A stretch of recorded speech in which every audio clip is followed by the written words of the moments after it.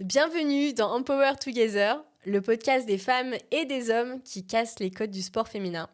Je m'appelle Juliane, je suis la fondatrice de Girls Up et aujourd'hui j'ai le plaisir d'accueillir une superwoman, une machine de guerre, une skieuse hors pair, la badass des montagnes, Juliette Willman. Salut Juliette. Salut Juliane. Merci d'avoir accepté d'être le crash test de ce podcast et de participer à ce tout premier épisode d'Empower Together. J'espère qu'on sera à la hauteur des attentes de nos auditeurs et auditrices et surtout, j'espère, qu'on ne racontera pas trop de conneries.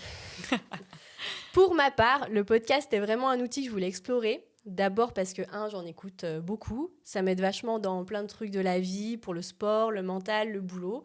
Et ensuite, parce que je trouve qu'on peut parler de sujets vraiment profonds, sans le vouloir, et c'est un peu des sujets surprises, genre qui déboulent sur la table, sans prévenir, qu'on n'a souvent pas le temps de survoler dans la vraie vie, et qui sont souvent super intéressants. Du coup, voilà pourquoi on est là. Tout d'abord, pour attaquer direct dans le vrai, et aussi pour celles et ceux qui ne te connaissent pas encore, est-ce que tu peux te présenter, nous raconter ton histoire, nous dire d'où tu viens, qui tu es et comment t'es tombée dans la grande marmite du ski? Bon, déjà, je suis trop contente et honorée de faire partie de ton premier podcast. J'espère que ce sera une réussite. On va tout faire pour. Non, c'est trop cool déjà. Je voulais juste dire ça et de voir l'évolution de Girls Up et tout ça depuis le début, parce que je te connais depuis le début, donc c'est trop cool. Et c'est un plaisir de partager tout ça avec toi. Oh. Donc, je vais me présenter. Donc, je m'appelle Juliette Willman, j'ai 28 ans. Je suis originaire des Alpes du Sud. Je suis née à Marseille. Pas la destination première pas la destination première pour faire du ski, mais du coup, j'ai grandi à Barcelonnette, dans les Alpes du Sud, où j'ai vécu jusqu'à mes 18 ans, à peu près. Voilà, je suis issue d'une famille de skieurs. J'ai un papa entraîneur de ski, une maman monitrice de ski. Ouais, t'as vraiment baigné dans le ski alpin J'ai depuis baigné toujours. dans le ski depuis que, je pense, j'ai eu l'âge de marcher. Je crois que j'ai attaqué à ski à 2 ans. Donc peut-être un peu plus tard que mes premiers pas, mais c'était assez tôt. J'étais passionnée par le ski assez jeune, mais pas non plus tant que ça. Mes parents m'ont jamais poussée à faire du ski plus qu'autre chose. Au début, j'étais au club, au mini-club, c'était cool. Voilà, j'ai d'ailleurs pas forcément appris le ski avec mes parents, j'ai appris le ski avec des autres moniteurs, parce que je crois que je les écoutais pas du tout, comme les 3/4 des enfants. Et du coup, après, donc mini-club, circuit assez classique d'un jeune qui habite dans une vallée où il y a des stations de ski. Et je faisais pas mal de judo, donc j'avais le parallèle entre le ski et le judo, jusqu'à assez tard. Après, j'ai eu la chance d'être au ski-études à Barcelonnette de la 6e à la terminale. Et je crois que le judo, ça s'est arrêté quand j'étais en 3e ou par là. En gros, fallait que je fasse un choix. Parce que ça commençait à faire un peu trop entre les entraînements de ski, l'école, le judo le soir. C'était 2 à 3 soirs par semaine. Donc, Ouais, donc ça commençait à faire beaucoup. Mes coachs du ski et du judo m'ont un peu dit, là, faudrait... que tu nous dises ce que tu veux faire plus que l'autre. Et je suis allée dans le ski parce que c'était plus naturel pour moi à ce moment-là. Mais je suis quand même très contente. J'étais ceinture marron de judo, donc voilà. Un super background. Je te connaissais pas Voilà. en judo 4, là. Grosse découverte. Voilà. Et après, du coup, le ski, ça a fait partie de ma vie encore plus à ce moment-là, parce que je devais avoir 15-16 ans. C'est l'année où, à l'époque, on rentrait en FIS. Donc, j'ai fait 2 ans de FIS. J'étais entre le comité un peu régional et départemental, jamais gravi non plus trop les échelons trop vite, donc j'étais pas la meilleure mais j'étais pas la pire. Je faisais mon chemin, j'aimais ça et c'était cool. Et à un moment j'ai passé mon test technique et je me suis rendu compte qu'en fait je pouvais gagner de l'argent au lieu d'en faire dépenser à mes parents pour me faire partir sur les courses de ski. Du coup, en passant le test technique, après j'ai un peu arrêté les FIS et du coup je me suis mis un peu à travailler comme monitrice, mais j'étais encore au lycée, j'étais en terminale. Et t'étais toujours à Barcelone, là. Et j'étais toujours à Barcelonnette. Et c'est à peu près à cette même période que j'ai découvert aussi le monde du freeride en compétition, parce que je faisais déjà un peu pas mal de hors-piste avant avec les coachs du club, avec des amis qui étaient formés, on va dire. Et j'ai fait de la rando aussi quand j'étais jeune, du ski de rando. Et c'était un monde un peu nouveau pour moi. Donc voilà, c'est à peu près à cette période-là où j'ai découvert le ski de montagne, on va dire. Tu faisais partie de ces jeunes qui allaient tracer dans la poudre avec 75 au patin en dehors des tracés. J'ai eu la chance surtout d'avoir des entraîneurs qui étaient vraiment top et qui nous faisaient pas faire du slalom ou du géant quand il y avait 42 poudreuses. Et ça c'était vraiment cool. Ouais. Donc on avait déjà la chance au ski études de faire pas mal de journées de hors-piste et d'être formés surtout. On a très vite été formés au DVA, au risque d'avalanche. On avait pas mal de journées avec le PGHM, avec les pisteurs. Je me rappelle faire des recherches avec les chiens. Ok, trop bien. Donc ça, j'étais jeune, et ça, c'était quasi depuis la 6e, donc de la 6e à la terminale. Ouais, parce qu'à l'époque, c'était pas non plus ultra avancé, hein, franchement. Non, c'est clair, ouais. Bon, je suis pas très vieille, mais... Non, mais non, arrête. J'ai pas dit ça. Non, mais bien sûr, t'as raison, c'est qu'à l'époque, c'était pas non plus... Enfin, je me rappelle, le premier DVA que j'ai eu, c'était un DVA... Aujourd'hui, tu le ressors, je pense qu'il va au musée à Chamonix. Tu te retrouves pas. Non. Mais du coup, oui, c'était pas trop dans les mœurs de savoir tout ça. Et donc, j'ai vraiment eu la chance d'être entourée par des gens qui aimaient ça aussi et qui nous ont transmis, on va dire, les bonnes valeurs de la montagne, direct, quand t'es jeune. Okay. Quand on était jeune. Donc, donc tu découvres le freeride et là, tu décides d'attaquer la compète.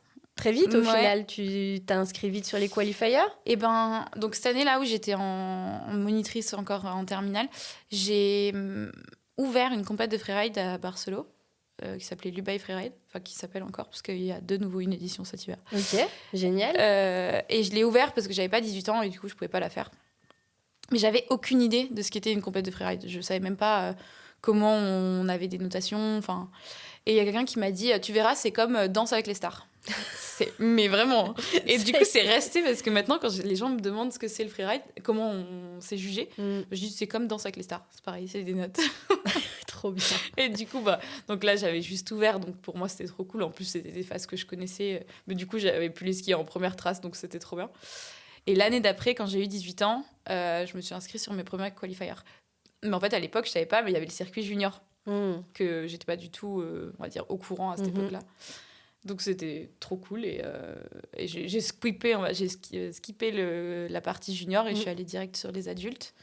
Et donc ça doit être 2014, 2015, je pense, ma première saison. Et ouais, je me suis inscrite à des 2 étoiles, c'est des systèmes d'étoiles du coup au début pour le qualifier. Donc il faut que tu marques des points sur les 2 étoiles pour aller sur les 3 étoiles, pour aller sur les 4 étoiles. Et ça s'est très bien passé. Je crois que mes premières compètes, j'avais fait des podiums. D'ailleurs, ma première compète, elle était à Chamonix. C'était un signe. Lieu où j'habite actuellement depuis 9 ans maintenant. Bah ouais, déjà, ouais. Et des fois, je revois des photos de moi qui fait cette compète à Chamonix. C'est tellement drôle. C'est génial. Donc, c'était il y a plus de 10 ans. Et donc voilà, donc ça, c'était ma première saison. Puis après, ça allait assez vite. Deuxième saison, c'était 2016. J'ai terminé 2e du qualifier. Donc c'était déjà un très bon résultat qui était bien au-delà des espérances que j'avais. Donc, j'avais déjà eu la chance de voyager un peu aux 4 coins de l'Europe pendant tout l'hiver. C'était trop bien. Mais moi, j'étais un bébé dans ce monde. Je connaissais rien. Oui, parce que tu étais encore jeune, mine de rien, à l'époque. Ouais, j'avais 19 ans. Tu n'es toujours pas vieille. J'avais 19 ans et j'étais... Enfin, je connaissais pas tout, quoi. Je connaissais pas tous les codes du freeride.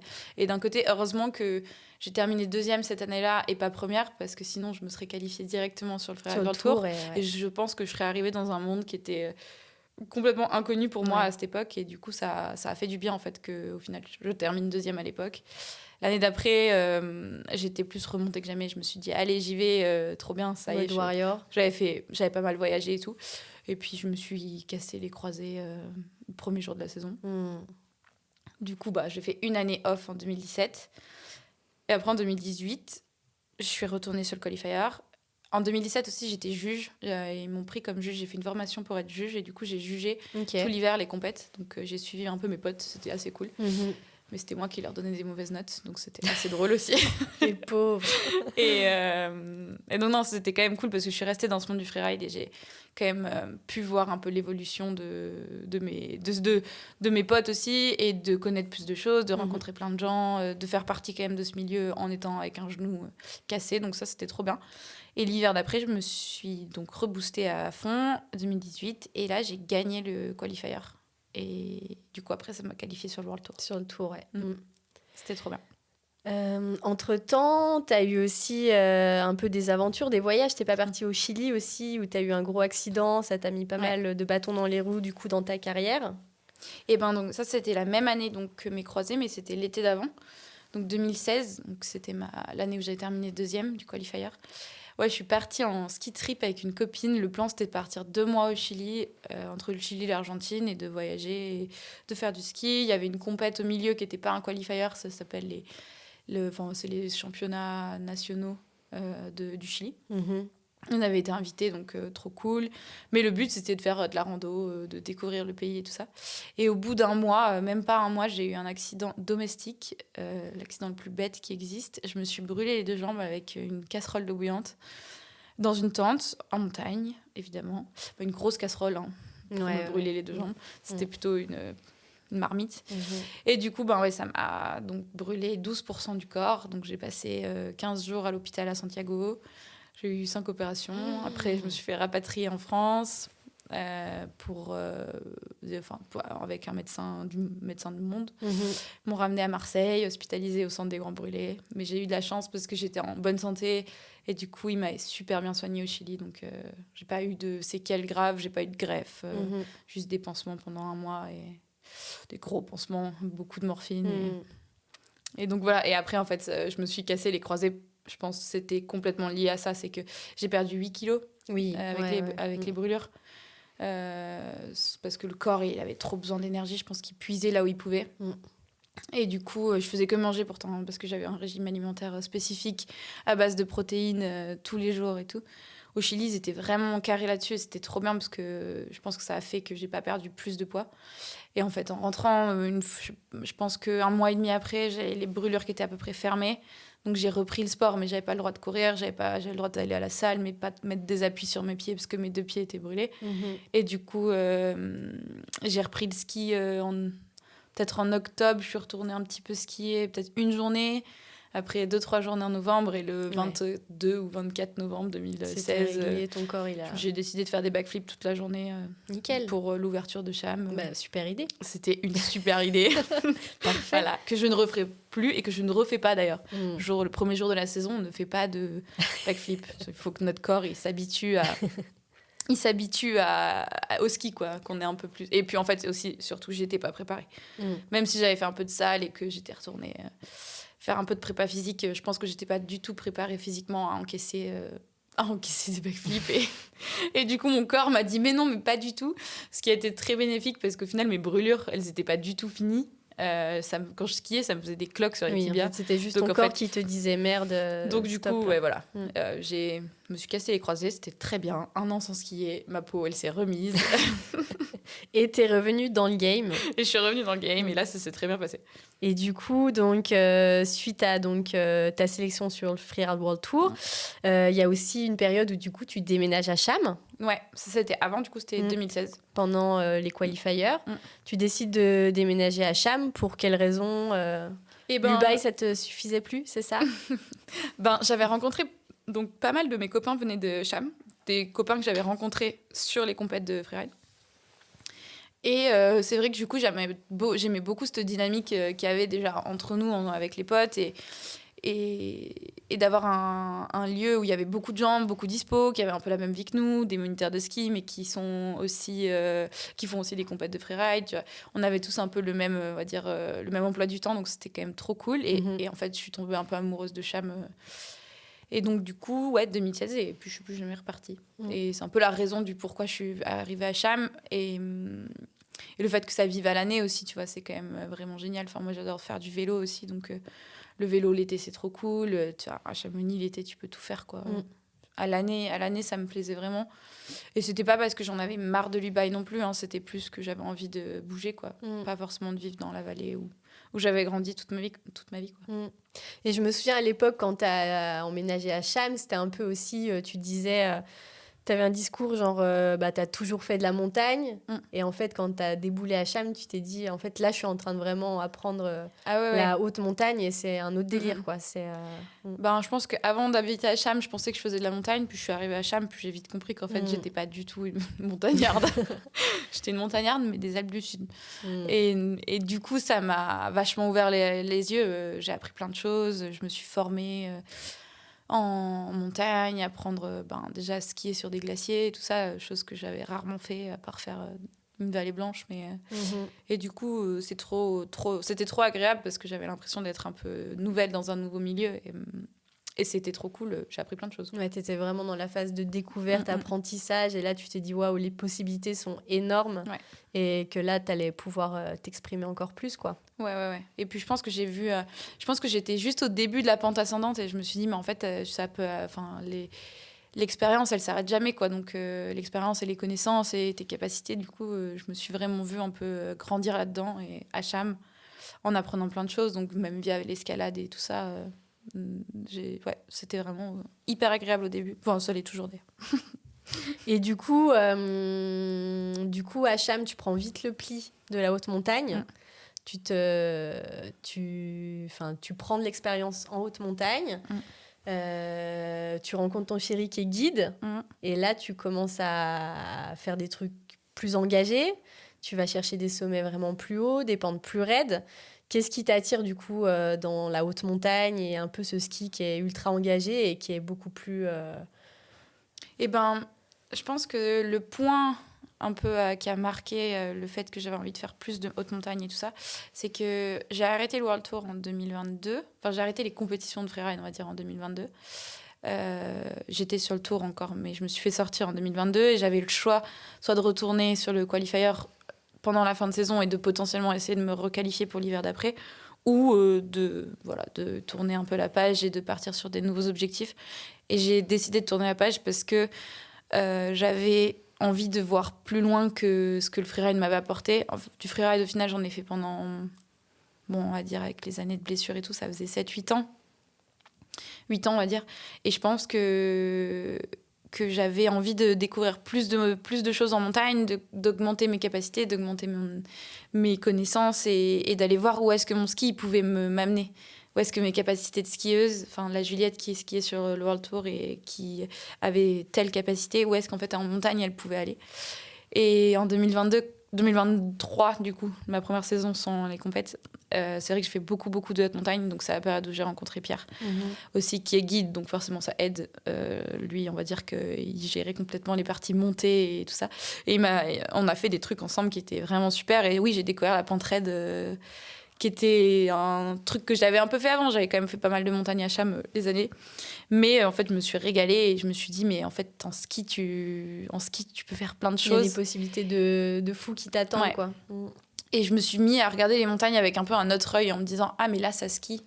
Ah, mais là aussi, il y a une ligne. Alors qu'avant, j'aurais plutôt été en mode, ça, c'est un truc méga extrême. C'est extrême, mais maintenant, j'ai acquis des connaissances et des capacités qui vont me permettre d'aller skier ces faces et où je serai en sécurité, quoi.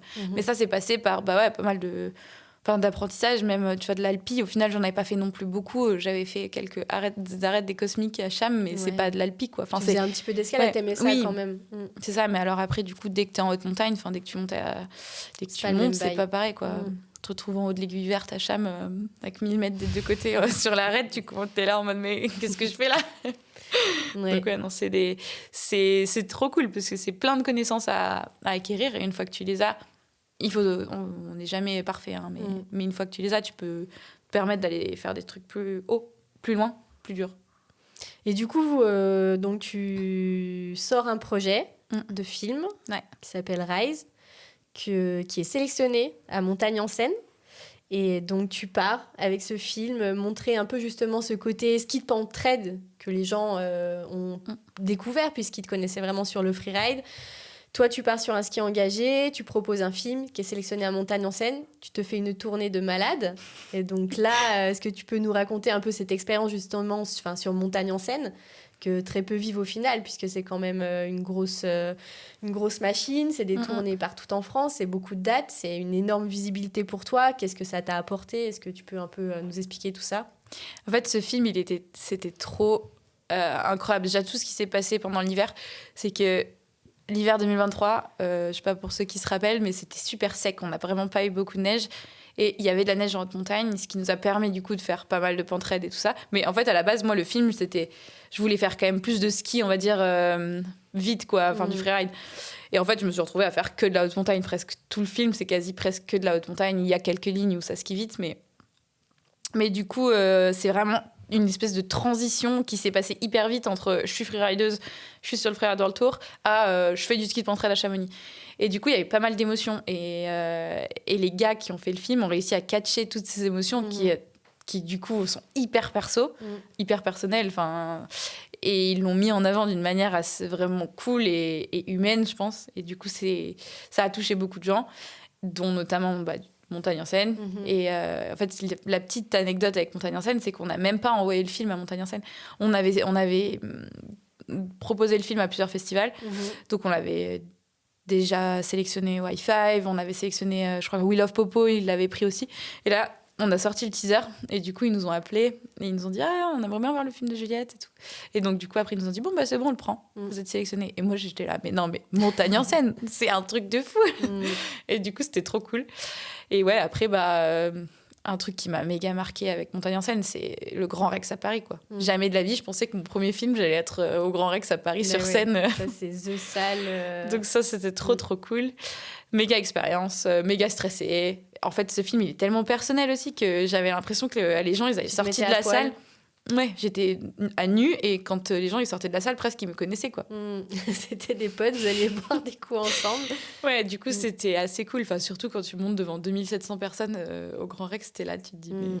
Donc, ouais. Donc, trop bonne expérience, c'était incroyable. J'ai fait une 20aine de dates. Ça t'a apporté de la visibilité, ça a changé des choses, du coup, pour toi? Ouais, ça a changé. Enfin, ça a changé. Ça a fait un bon coup de boost. La visibilité de ce film était trop bien. Les réseaux aussi, ça a bien marché à ce moment-là, avec les médias. J'ai fait une tournée médiatique à Paris, chose que je m'attendais tellement pas à faire. Pareil pour mon premier film. Donc, c'était trop cool. Et ouais, j'ai rencontré plein de gens. Un nouveau milieu, quoi, aussi. Parce qu'il y a le milieu du ski, du sport, mais en fait, il y a le milieu tout à côté aussi de ces... La médiatisation, la presse... Ça.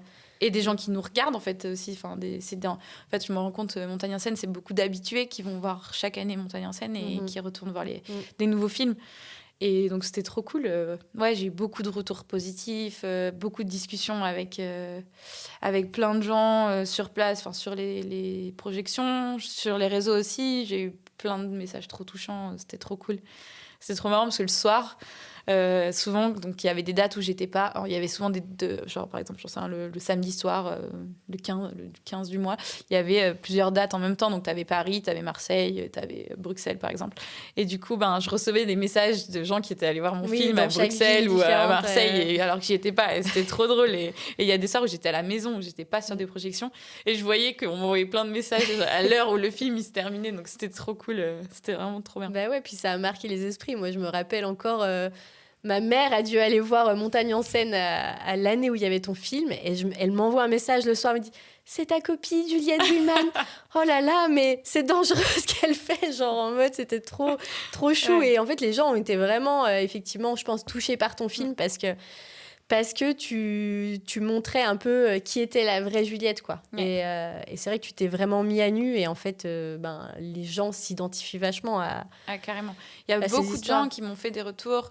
Je me rappelle à Martigny en Suisse, il y a une femme qui s'est levée et qui à la fin qui me posait une question et elle m'a dit presque avec les larmes aux yeux, mais merci de mettre ces émotions en avant, mais on se rend compte qu'on n'est pas toute seule à vivre des moments où on n'est pas bien, où on est stressé, où on n'a pas confiance en nous. Et c'est vrai que oui, moi je suis pas une machine, quoi, je suis pas un robot.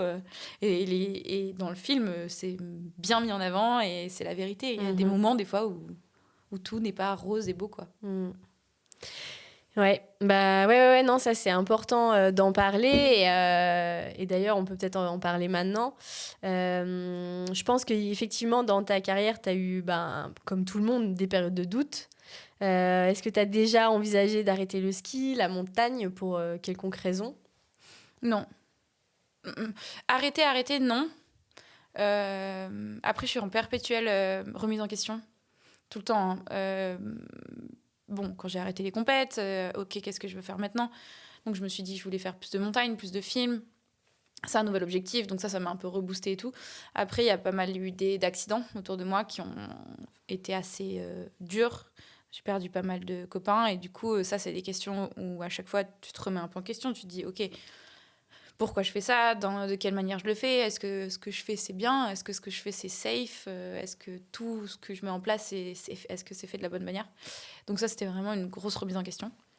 Ouais, je me souviens en fait, on a eu cette discussion du coup il y a plusieurs mois et ta façon de voir les choses m'avait vachement touchée. Du coup, c'est vrai que j'aimerais beaucoup qu'on en parle ici. Je suis sûre qu'un paquet de personnes qui côtoient la montagne sont dans cette situation. Et on le sait tous, la montagne, c'est un endroit aussi magnifique qu'austère. C'est un environnement où on vit les plus belles aventures de sa vie, mais où on doit apprendre à cohabiter avec les accidents, la mort, le danger. Et tu m'avais parlé de cette face cachée, un peu le chaos, la peur de la mort, de soi, des autres, et les risques qui sont parfois énormes. Encore plus quand toi, tu fais du coup de la haute montagne et de la pente raide. C'est quoi ton rapport avec cette peur et la gestion des risques? Comment en fait tu gères tout ça au quotidien dans ton ski? Et de l'année dernière, en fait, j'ai eu un gros moment de down, un gros moment où ça allait pas trop. J'ai un peu pris un retour de casquette de tout ce que j'avais vécu les dernières années. Et je pense que j'avais pas mis des œillères les dernières années, pas du tout. Mais ouais, par rapport à tout ça, je pense qu'en fait, donc l'année dernière, en 2024, j'ai eu un gros moment où j'étais pas bien. Ça s'est retranscrit un peu même à partir du milieu d'hiver, fin février, début mars. J'ai commencé à développer un peu une peur, mais un peu inexpliquée au début. Enfin, j'arrivais pas à mettre de mots dessus. Après, ça s'est traduit beaucoup par une baisse de motivation. Et en fait, c'est à partir du moment où j'ai commencé un peu à avoir une baisse de motive, où tout a été un peu genre, du coup, j'essayais de me forcer un peu, pas me forcer, mais je me mettais un peu un coup de pied au cul pour aller en montagne parce que j'adore ça et que je sais que là-haut, je suis heureuse et tout, mais j'avais pas d'énergie. J'avais vraiment plus de jus et en fait, j'étais à fleur de peau tout le temps. J'avais les larmes aux yeux en 2 secondes. Et du coup, en avril, j'ai un peu explosé. Je me suis un peu ouverte aux autres aussi en mettant des mots sur pourquoi j'étais comme ça. Et en fait, je me suis rendu compte que j'étais pas bien parce que j'avais vécu beaucoup de choses dures pendant les 2-3 dernières années avec le décès de mes amis. Et du coup, j'avais besoin en fait de faire un break et de faire un reset de mon cerveau qui était complètement sous l'eau, quoi. Et j'avais plus du tout d'air, je pense, tellement j'étais sous l'eau. Et ouais, au point où j'avais peur, quand on skiait, j'avais peur qu'il se passe toujours un truc. Donc, dès qu'il y en a un qui faisait un virage qui n'était pas parfait, j'étais là, il va tomber, il va mourir. J'avais peur des avalanches, encore plus que ce que j'ai peur d'habitude, parce que j'ai toujours un peu peur des avalanches. Enfin, il faut avoir peur. Mais là, c'était invivable. Une peur panique un peu sur panique. Tu voyais vraiment tous les risques et tous les dangers qui te sautaient aux yeux. Et... Exactement. Pas trop confiance en moi, du coup. Et ouais, ça a été un moment assez dur et dur à expliquer au début, dur à mettre des mots. Après, à expliquer oui et non, parce que tu as quand même perdu oui. des personnes qui sont ultra chères pour toi en montagne. Et forcément, le cerveau, il switch à ce moment-là. Il n'y a pas de secret. Mais c'est marrant, parce que c'est arrivé 1 an et demi après. C'est le coup de cascade. Bon, au début, j'étais très mal, mais et je suis toujours. Enfin, on vit avec, mais c'est arrivé, ouais. 1 an et demi après, j'ai pris un retour de casquette, quoi. Ça allait pas. Et il a fallu l'accepter. Je l'ai accepté. Et après, je me suis fait aider. Et en fait, c'est ça qu'il fallait faire. Ouais, tu t'es fait accompagner pour un peu... Ouais, et je pense que ça, il faut vraiment pas avoir peur d'en parler parce que c'est des sujets, comme je disais tout à l'heure, on n'est pas des warriors, on n'est pas des robots, on reste humain, on vit des choses folles, mais qui peuvent être aussi belles que tragiques. Et ça, je pense que c'est vraiment un truc dans le ski, dans le sport extrême, dans le sport en général, qu'il ne faut pas oublier, c'est que c'est un milieu qui est magnifique. Tu peux vivre la meilleure journée de ta vie, et comme ça peut être l'enfer. Ouais. Du coup, Faut pas avoir peur de parler de ses émotions. Et je pense que faut vraiment pas que que le fait de vouloir se faire aider soit un problème ou une barrière dans une discussion. Alors oui, c'est pas toujours évident de dire je vais aller voir quelqu'un ou j'ai décidé de faire ça ou j'ai fait un autre truc. Moi personnellement, j'ai fait de l'hypnose, de l'hypnose avec de la parole, ce qui a été au début, j'étais là, l'hypnose, je vais partir en transe et tout, mais en fait, pas du tout. C'était juste une manière de discuter du plus profond de moi-même et ça m'a vachement aidée. C'était trop bien. Et après quelques séances sur plusieurs mois, j'ai vraiment senti la différence et je suis repartie boostée comme jamais, avec toujours ces douleurs qui sont à l'intérieur de moi. Elles partiront jamais. Tu les enlèveras pas, ouais. Et ce sera comme ça, je vivrai toute ma vie avec, mais on va dire avec une bonne énergie, transformer, capable de prendre des bonnes décisions et avec des envies surtout, et de l'envie. Et est-ce que du coup, tu as déjà eu un moment où tu t'es sentie genre méga vulnérable, physiquement ou mentalement, en montagne, et là, tu t'es dit, ça pue de ouf, qu'est-ce que je fous là ? Ouais, il y a eu une année, 2023, l'année du film. Il y a eu une journée, on est parti, ça allait pas. Déjà le matin, je me lève, je me dis, ouf, je suis pas en grande forme. Mais bon, allez, ça va, faire une petite rando, ça va aller. On descend la vallée blanche, j'avais mal aux pieds, mais je sais pas ce que j'avais, il y a rien qui allait. J'enlève mes chaussons dans la vallée blanche, chose à jamais faire, hein. Chose à jamais faire. J'enlève mes chaussures, mes chaussons, j'enlève les semelles de mes chaussures, puis je repars skier. J'ai déjà enlevé mes chaussures au milieu de la vallée blanche. Mais c'était abominable, pire sensation du monde. Donc après, on arrive en bas, on commence à mettre les pots, et là, mais genre pas de jus, pas d'énergie. Et je me suis dit, mais qu'est-ce que je fais ? Enfin, j'ai pas envie d'être là en fait. Mais je me suis dit, allez, vas-y, pousse-toi, ça va aller. J'ai fait 100 mètres. Et là, j'ai explosé en larmes. J'ai regardé les gars, je leur ai dit, mais je veux pas être là en fait. Je veux pas être sur les skis. Il faut qu'on parte. Ils m'ont dit, mais il y a pas de problème. Fais quelque chose. Si t'as pas envie d'être là, c'est pas grave, on descend. Et on est redescendu et j'ai dormi toute l'après-midi. Et ça allait beaucoup mieux. Mais oui, il y a eu quelques moments où c'est pas la seule fois, mais ça c'est un peu l'anecdote, mais où t'es pas bien dans ta tête, il faut l'accepter et il faut surtout le dire aux autres, et parce que c'est un élément à vraiment pas négliger sur une journée en montagne. Mais du coup, j'imagine, parce que en fait, skier c'est ton métier, quand tout va mal, quand t'as une journée super pourrie, que t'as des red flags de partout, t'as appris une mauvaise nouvelle, t'as tes règles, t'es au bout du rouleau et tu dois absolument partir en montagne pour un projet ou autre. Qu'est-ce que tu fais et comment tu reprends un peu le contrôle de ton mood pour que tout se passe au mieux pendant la journée ? Tu vas pas. T'arrives des fois vraiment les journées où t'es pas bien mentalement à te dire là aujourd'hui c'est mort, on n'y va pas. Il y a beaucoup de journées au final dans l'hiver où je dis non mais là au final ça va pas. Ça va pas faire. Et c'est plus que ce que les gens je pense pensent que la normale. En fait, il y a beaucoup de journées où on fait demi-tour.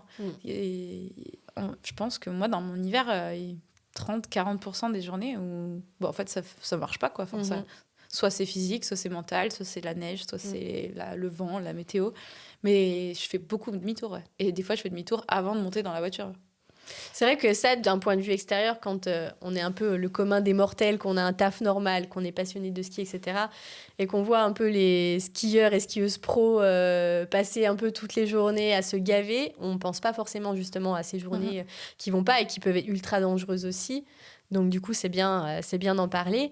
Et est-ce que tu as une routine qui t'aide à rester positive et qui est garder la motive justement dans ces périodes où t'es crevé et ça va pas et t'arrives plus à skier? Je pense qu'il faut accepter aussi des fois de se reposer et que ce soit en fait le repos. Ça je pense que tout le monde l'a déjà entendu, mais le repos ça fait partie de l'entraînement et de la performance physique. C'est que si t'es à bout et que t'es cuite, ça marche pas. Il faut être capable de dire non. Et du coup, moi, dans ces journées où je suis pas bien, je me dis, mais si c'est une journée, ok. Si c'est 2 journées, ok. Et si c'est 3 journées où il faut que je me repose, c'est pas grave. C'est 3 journées de ma vie. Sur 3 journées sur, j'espère, toute une vie, c'est rien. Donc, j'essaie toujours de me dire, si je me repose aujourd'hui, c'est pour que demain, ça aille mieux. Ou après-demain, que ça aille mieux. Et que la journée où je vais aller en montagne, je serai en full power. Et je pense que ça, j'ai vachement appris j'ai progressé grave sur le fait de me reposer depuis le Covid. En fait, le Covid, ça nous a un peu tous obligés à chiller, on va dire. Et du coup, c'était du chill un peu obligatoire, on va dire forcé. Mais au final, moi, ça m'a appris à rien faire. À te poser. Ouais. Et c'est bien de rien faire. Et faire. à profiter du temps pour rien foutre. C'est bien d'être chez soi, des fois. C'est bien d'être sur le canapé et de faire 3 étirements dans la journée. Et c'est pas grave, quoi. Ça change pas... Enfin, ça change pas ma carrière, en fait. Au contraire, ça me fera être plus en forme derrière et plus motivée. Et je pense que c'est... Enfin, pour nous, les skieurs, c'est aussi important, des fois, de prendre des breaks. Les hivers, ils sont longs, surtout quand tu habites à Chamonix. Tu peux attaquer à skier mi-novembre et tu peux finir de skier début juin, quoi. Donc, la saison est ultra longue. C'est quand même 7 mois, quoi. Donc, 7 mois sur une année, c'est long. Et pour avoir 7 mois de jus... je pense que c'est important de savoir dire non, de prendre des breaks et de ne pas avoir peur de manquer. Enfin, le FOMO, c'est parfait, le mot fear of missing out. C'est exactement ce qui se passe pour pas mal de gens. Et même pour moi, des fois, je suis là, oh là là, mais je suis pas allée skier, mais j'ai loupé la journée de l'année. Alors qu'en fait, c'est pas grave. Et je pense que, moi, j'ai une vie de skieuse professionnelle, mais même pour les... passionnés de ski, comme tu disais tout à l'heure, qui ont que leur week-end ou des fois le mercredi pour aller skier, des fois, il faut vraiment que tous les feux soient ouverts. S'il y a des feux rouges, c'est là où il peut aussi y avoir des accidents, quoi.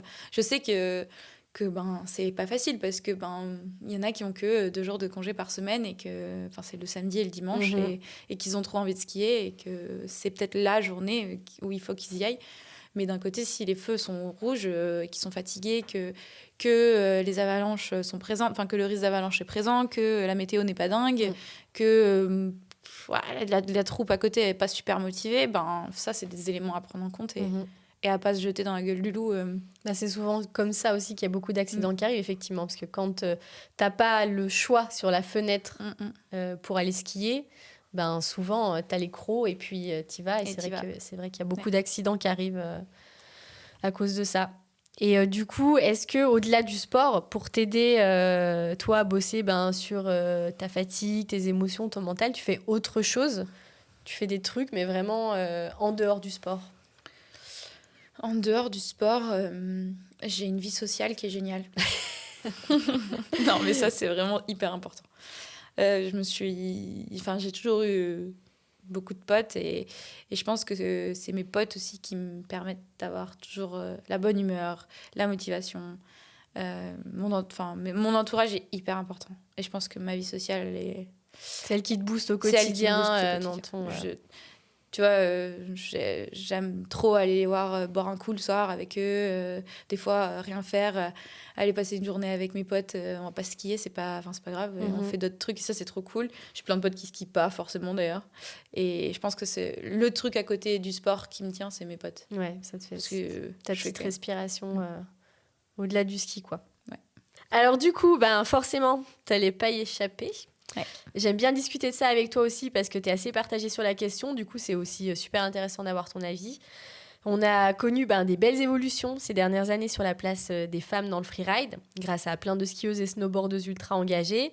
Est-ce que toi, en tant que skieuse, tu as déjà ressenti une différence de traitement entre les hommes et les femmes en montagne ou dans le cursus de la compète, notamment sur le Freeride World Tour ? C'est une très bonne question à me poser, Juliane. Je sais que tu adores ça.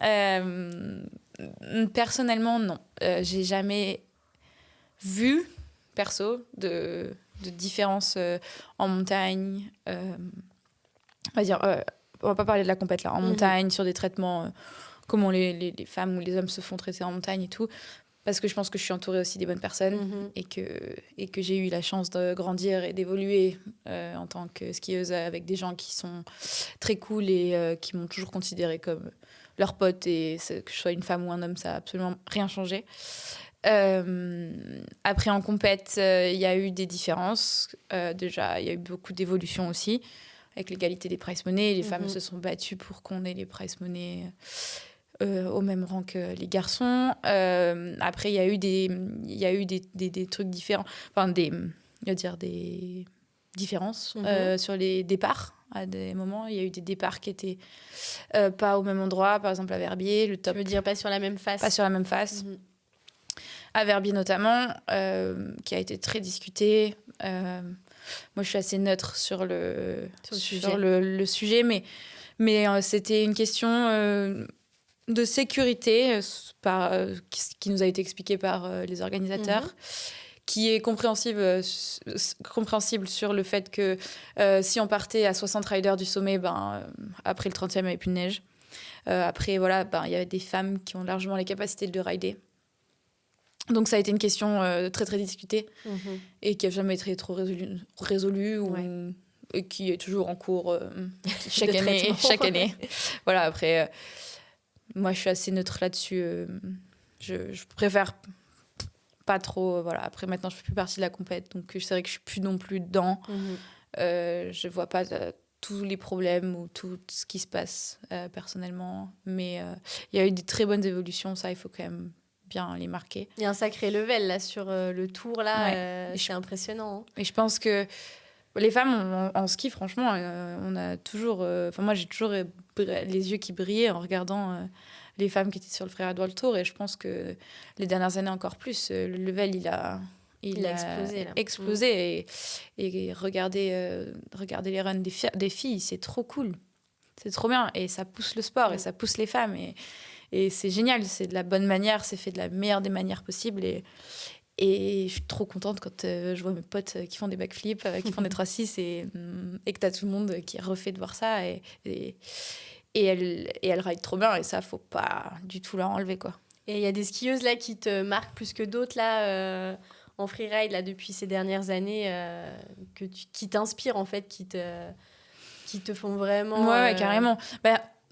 Moi, ça me fait trop rire de parler de ça, mais c'est Astrid Chélu. Et Astrid, je la connais depuis qu'elle est toute petite. Enfin, pas depuis qu'elle est toute petite, mais j'en entends parler depuis qu'ils ont attaqué le freeride. Donc, je sais pas, on doit avoir un paquet d'années d'écart quand même. Et je me rappelle de elle et son frère qui étaient déjà chez les marques à une certaine période et qui étaient des super riders.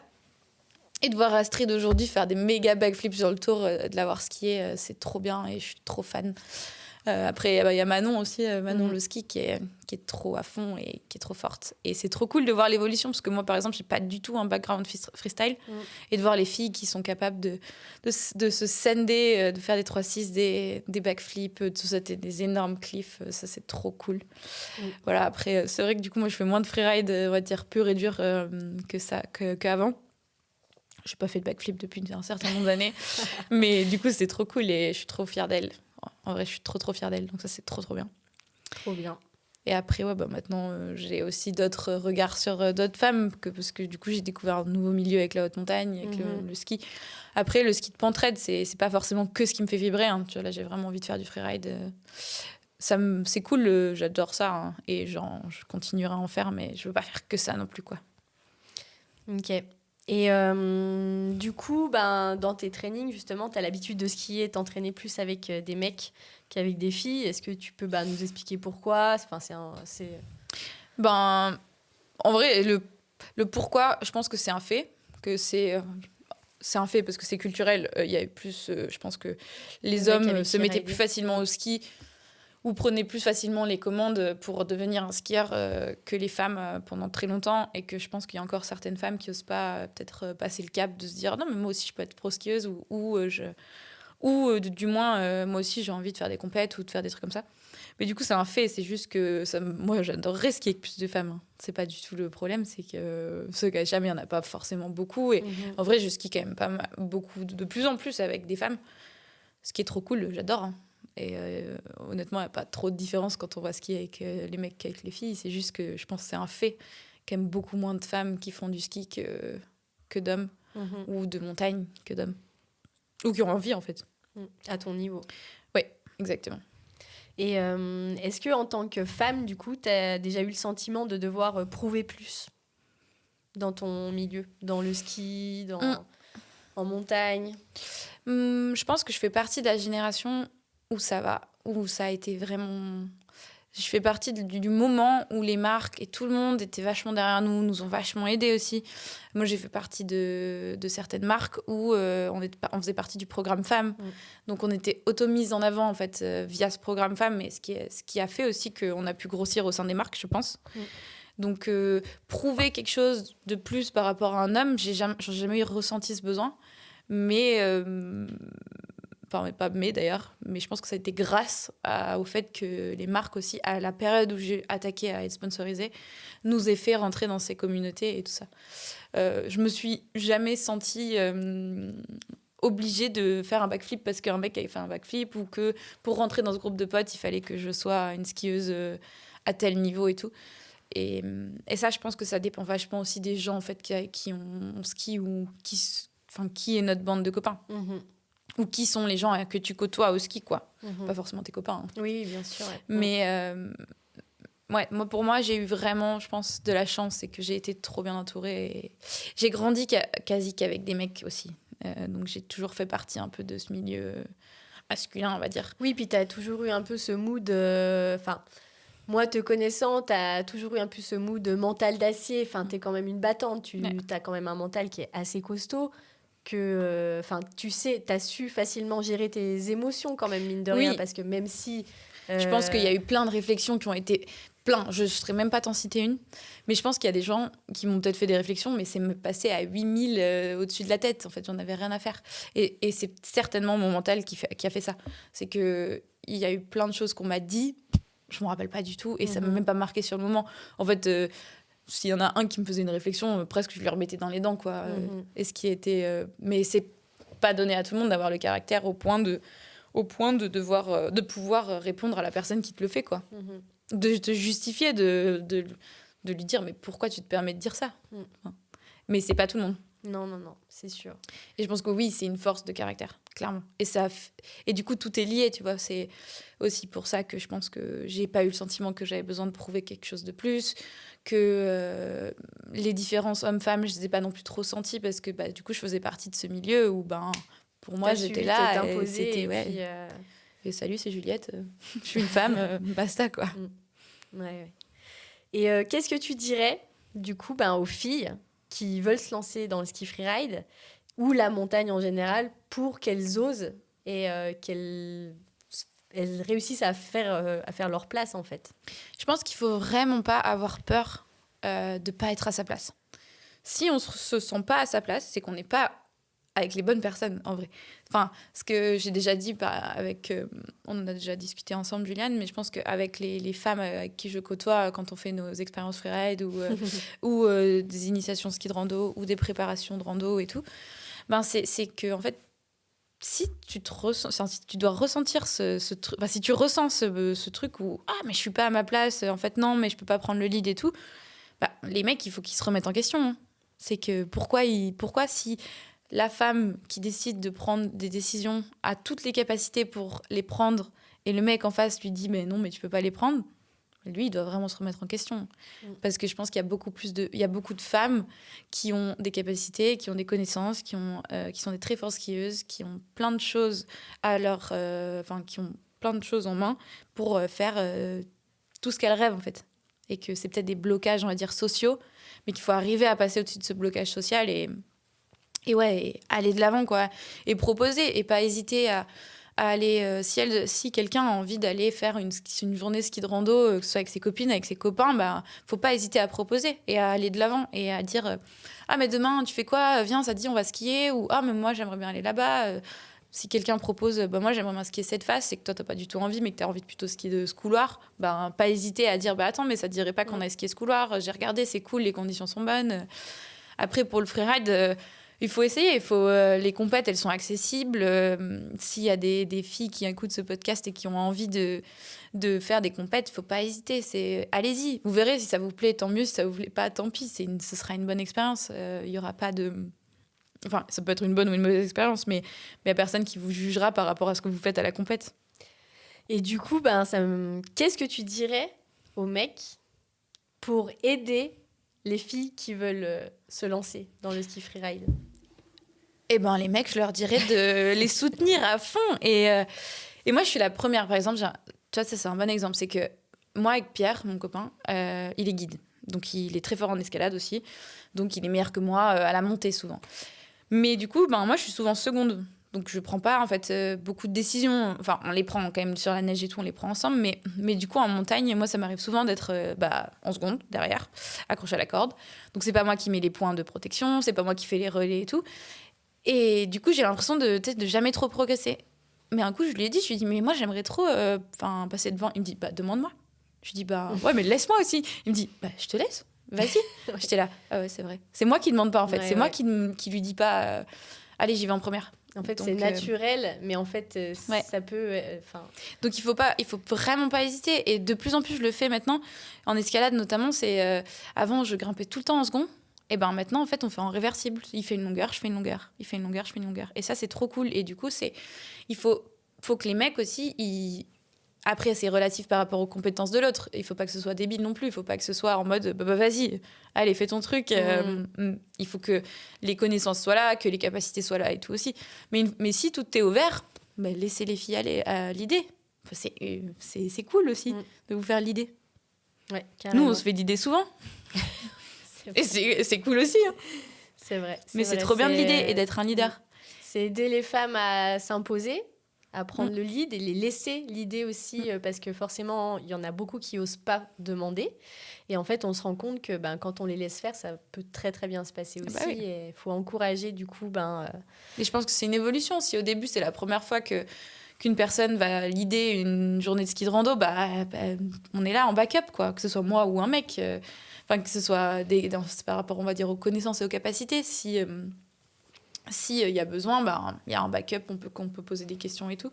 Il y a beaucoup de guides qui font des journées comme ça en autonomie. Ils appellent ça des cordées autonomes.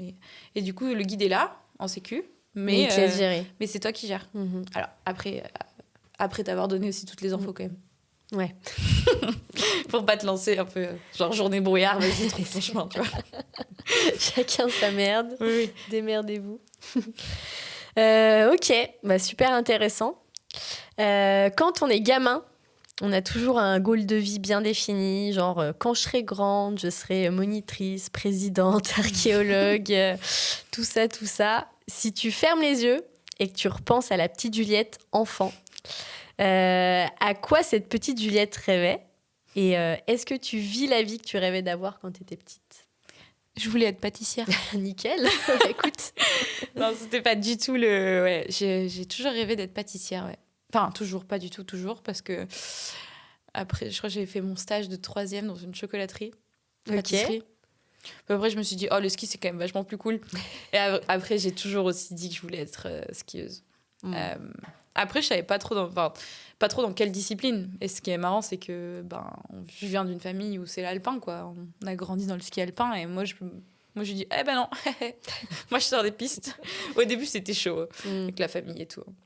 Ma mère n'était pas trop contente que j'aille faire du hors-piste tous les week-ends. Tu sortais du moule de l'alpin et de tout. Il n'y avait plus de combinaison moulante, ni de protection sur les tibias. C'était sac airbag obligatoire et DVA. Donc, je vis la vie que je pense que j'ai eu envie d'avoir, genre vers mes 15 ans.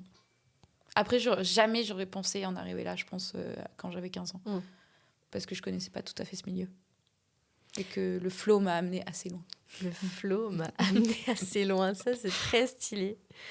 Écoute, depuis presque 7 ans qu'on se connaît, au fil des années, moi, j'ai vu une Juliette évoluer et grandir d'une façon assez mature. Quand tu regardes tout ce que tu as accompli dans ta carrière de skieuse et de femme, est-ce que tu es fière de toi? Ouais, grave. Non, en vrai, je suis trop fière.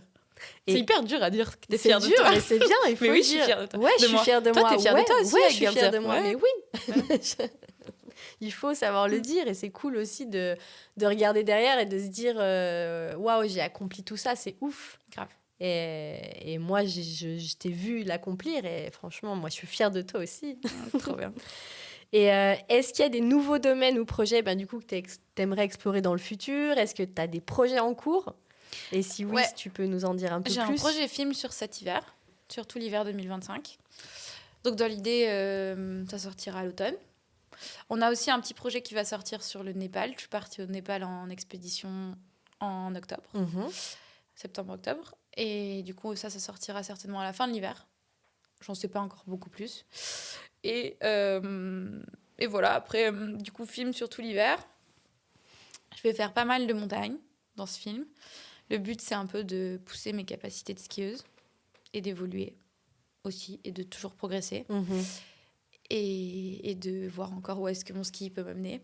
Mes skis peuvent m'amener. Est-ce que tu penses que tu peux aller encore plus loin dans ton ski ? Que t'es pas arrivé Je pense que au max ? Je pense que j'ai touché on va dire un peu le... Enfin non, je n'ai pas du tout touché, c'est pas la bonne phrase. Je pense que j'ai découvert plein de choses et que je peux encore en découvrir plein. Mais qu'en termes de capacité technique, je peux encore vachement progresser. Et j'aimerais bien m'exprimer sur des faces plus skiantes, plus larges, on va dire, avec moins d'exposition des fois, pour vraiment montrer mon ski. Ok. Et un peu la puissance, c'est horrible de dire ça, la puissance de mon ski. Non, bah ouais, non, mais oui, mais si. Bah si, ça a du sens, la puissance de ton ski. Ouais, voilà. Donc faire par exemple un peu moins de pente raide ou des faces où tu as des barres rocheuses tous les 20 mètres, plus des faces ouvertes. Où tu pourras lâcher les chevaux et plus t'exprimer un peu comme avant, quoi. Un peu comme avant, sauf que maintenant c'est en haute montagne, parce que je sais y aller. Ok. T'as envie de rajouter des trucs ? Non, bah, je suis trop contente aussi. Et c'est trop marrant de parler de tout ça. C'est vrai que du coup, quand tu discutes avec quelqu'un qui te connaît depuis 7 ans, enfin 7, même presque peut-être 8, même plus, c'est cool. Et c'est trop cool aussi. Oui, ça de fait voir même nos plus, évolutions personnelles, à toutes les deux. Bah oui, c'est marrant après toutes ces années. Ouais, je vais ouvrir un site web. Ça s'appellera Girls Up. Ça va être trop bien. Et bah oui, c'est trop bien. C'est vrai que ça fait longtemps. Ouais, les années passent vite et c'est cool de voir un peu toutes les femmes qu'on devient et comment on évolue. Et c'est cool aussi qu'on soit encore là ensemble. C'était en quelle année notre premier film ? Enfin, ton premier film, pardon. dont tu faisais partie, c'était en 2018, je crois. Ouais, c'est ça, 2018. C'est marrant de le regarder. Ouais, putain, non, je suis pas sûre. Je suis ravie d'avoir progressé en ski depuis ce film. Mais c'était une trop belle expérience. Et de toute façon, que toutes les expériences qu'on vit, qu'elles soient réussies ou que ça soit un plus petit bide, ben, franchement, tout ce que ça apporte et tout ce que ça construit, nous, en tant qu'humains, c'est ouf. Et c'est pour ça qu'il faut encourager les gens à tester des trucs et à partir à l'aventure et kiffer. Et pas avoir peur de la découverte aussi. Putain, ça part en philo, là. Ouais, grave. Pas avoir peur de la découverte, de l'aventure, d'aller viser plus loin, viser les plus hauts sommets. Non, je rigole. C'est never give up. Never give up. Empower together, c'est le nom du podcast. Hein. Mais du coup, non. Mais pour ça, il ne faut vraiment pas hésiter. Il faut tester. Il faut tester des trucs, tester des nouvelles expériences. Ça part loin là. Bah écoute, merci infiniment Juliette d'avoir partagé un petit bout du coup de ta vie avec nous. C'était vraiment chouette d'en connaître plus sur toi. Enfin, du coup, je suis ravie que les gens pourront découvrir la personne que tu es au-delà de ce qu'ils connaissent déjà. Et je suis certaine que ton parcours en inspirera plus d'une ou d'un. Et on te souhaite vraiment le meilleur pour la suite et on a vraiment super hâte de voir ce que tu nous réserves et les projets qui arrivent. Merci. Vraiment, can't wait. Donc, merci. Merci à toi, Jules. Merci de faire tout ça. Oh. Et pour les autres, du coup, j'espère que ce podcast vous a plu. On se retrouve très vite pour un prochain épisode d'Empower Together. Abonnez-vous partout, Insta, les plateformes d'écoute, pour ne rien louper. Et surtout, hâte de continuer cette cool aventure avec vous. Allez, ciao. Ciao. Ciao, ciao. Ciao, ciao.